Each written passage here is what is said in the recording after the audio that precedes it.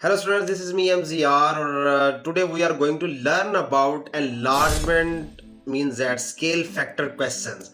So basically आज का जो टॉपिक है स्टूडेंट्स ये है O levels IGCSE, GCSE, Cambridge वगैरह इनके पेपर्स में ज़्यादा ये जो है वो टॉपिक में से क्वेश्चंस आते हैं एनलार्जमेंट के, जिसमें रोटेशन भी है, रिफ्लेक्शन भी है, ट्रांसलेशन भी है, एनलार्जमेंट भी आ जाता है, स्केल फैक्टर. सो बेसिकली ये है क्या, बहुत से स्टूडेंट्स की जो मिस्टेक है वो एक पॉइंट पर होती है. अगर उनको वो पॉइंट आ जाए तो वो इन तमाम क्वेश्चन को इजीली टैकल कर सकते हैं. तो आज के लेक्चर में हम यही बात करेंगे कि वो कौन से पॉइंट्स हैं जिनके ऊपर आपने फोकस करना है, तो उसके बाद आप इजीली इस तरह के कोई भी जो क्वेश्चंस हैं उनको इजीली सॉल्व कर सकते हैं.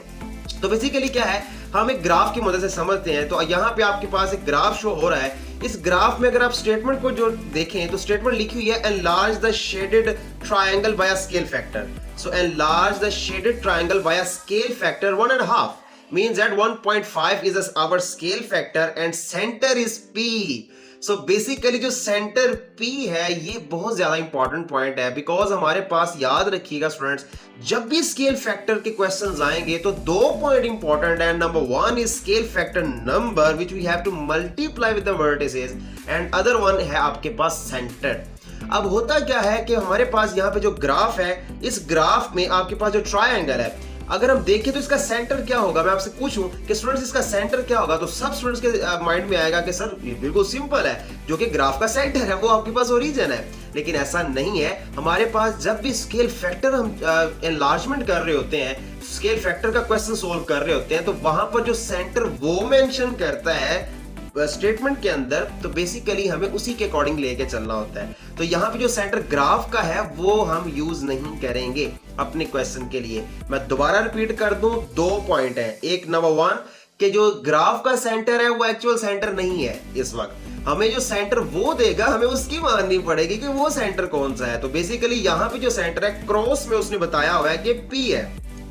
अब हमारे पास जो वर्टिसेस हैं, हमने करना क्या होता है स्केल फैक्टर में. बेसिकली स्केल फैक्टर का स्टूडेंट्स आपको पता है एनलार्ज करना होता है. बेसिकली हमने एक इमेज ढूंढना होता है उस ट्रायंगल का, उस स्केल फैक्टर नंबर की मल्टीप्लिकेशन के बाद वो कौन सी शेप बनेगी और कहां पर बनेगी, यही हमारे पास होता है स्केल फैक्टर.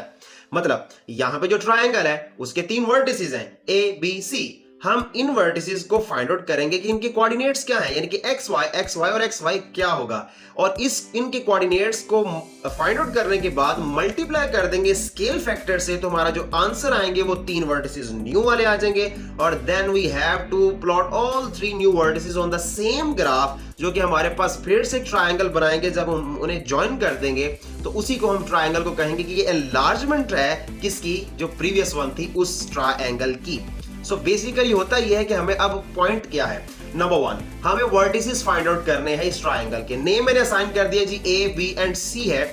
तो अब हम इसको फाइंड आउट कर लेते हैं. अगर हम इसके बॉटम वाले पे देखें जिसको हमने A कहा हुआ है, इसका ऑर्डर में अगर आपसे पूछूं कि इसका ऑर्डर क्या है, तो आपके स्टूडेंट्स सबके माइंड में आएगा सर ये तो बहुत सिंपल है, ये X के एग्जैक्टली डाउन में है, जो कि आपके पास -2 है, और ये -4Y के आपके पास कोऑर्डिनेट बन रहा है. मतलब ये -2 एंड -4 पे है.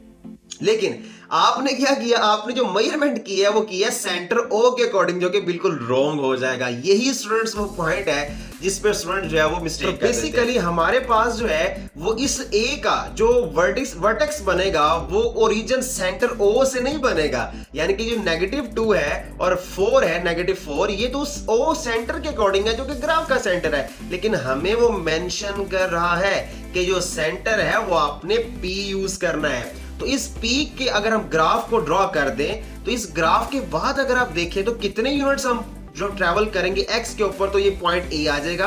तो ये आएगा एग्जैक्टली आपके पास 2 पॉइंट्स, यानी कि 2 यूनिट्स ये है X. और चूंकि अब ये राइट साइड पे है किसके, सेंटर P के, जो कि हमारा सेंटर है न्यू वाला, ग्राफ का नहीं, जो कि हमें गिवन में है, उसके अकॉर्डिंग ये राइट साइड पे है. तो ये होगा 2 यूनिट्स X, यानी कि पॉजिटिव. अब इसके Y का देख रहे हैं, चूंकि ये एग्जैक्टली X एक्सिस के ऊपर है, तो X एक्सिस के ऊपर Y का कोऑर्डिनेट 0 हो जाता है. तो इसका जो ऑर्डर बनेगा वो बनेगा 2 and 0.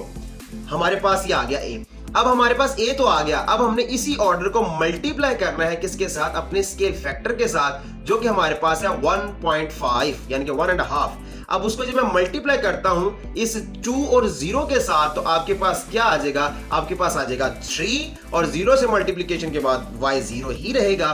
तो न्यू वाला जो ऑर्डर बनेगा, न्यू वाला जो आपके पास इसके कोऑर्डिनेट्स आएंगे वो आएंगे 3 एंड 0, जो कि इसी के अकॉर्डिंग इसी पॉइंट पर एक यूनिट आगे चला जाएगा, जो कि आपके पास यहाँ पे आपको शो हो रहा है। तो ये आपके पास हो गया एक वर्टेक्स की स्केल मल्टीप्लीकेशन यानी कि एनलार्जमेंट। इसी तरह से हमने बाकी की भी कर दी, यानी कि बाकी अगर हम देखें जो B है तो वो B एग्जैक्टली इस जो आपके पास P सेंटर है उसके अकॉर्डिंग ये y बन रहा है, और एग्जैक्टली जो कि इसके आपके पास अपवर्ड है तो y अपवर्ड में ये पॉजिटिव होगा। तो ये कितने यूनिट्स है, ये है 4 यूनिट्स, ये 4 यूनिट्स पॉजिटिव है y के ऊपर। यहाँ पे फिर x 0 है, मतलब यहाँ पर जो b के कोऑर्डिनेट्स बनेंगे वो बनेंगे 0 एंड 4। और जब हम इसको मल्टीप्लाई करेंगे अपने स्केल फैक्टर से तो फिर से वही प्रोसेस होगा, और मल्टीप्लिकेशन के बाद जो ऑर्डर बनेगा वो y पे होने की वजह से x तो 0 हो जाएगा, और वापस जो मल्टीप्लिकेशन होगी 1.5 की 4 के साथ तो वो आ जाएगा हमारे पास 6। तो 6 यूनिट्स ये अप जाएगा, मींस दैट 2 यूनिट्स ये और ऊपर चला जाएगा, जैसे कि आपको शो हो रहा है। तो ये आपके पास एनलार्जमेंट हो गया इस वर्टेक्स यानी कि B वाले की। इसी तरह से हमने C की वो आपने खुद देख रहे हैं कि मैंने ये किस तरह से किया है। और जब C हमारे पास आया वो एग्जैक्टली इसी पॉइंट के अकॉर्डिंग आ गया है आपके पास 6 यूनिट एंड 6, यानी कि 6 एंड 6 आ गया। अब हमारे पास न्यू 3 वर्टिसेस आ गए हैं। अब हमने इनको ज्वाइन कर दिया, और ज्वाइन करने के बाद हमारे पास फिर से एक ट्रायंगल बन गई। अब हम कहेंगे ये न्यू वाली ट्रायंगल एनलार्जमेंट है किसकी, प्रीवियस वन की। तो यही आपके पास स्केल फैक्टर का question. Thank you so much, take care, bye bye.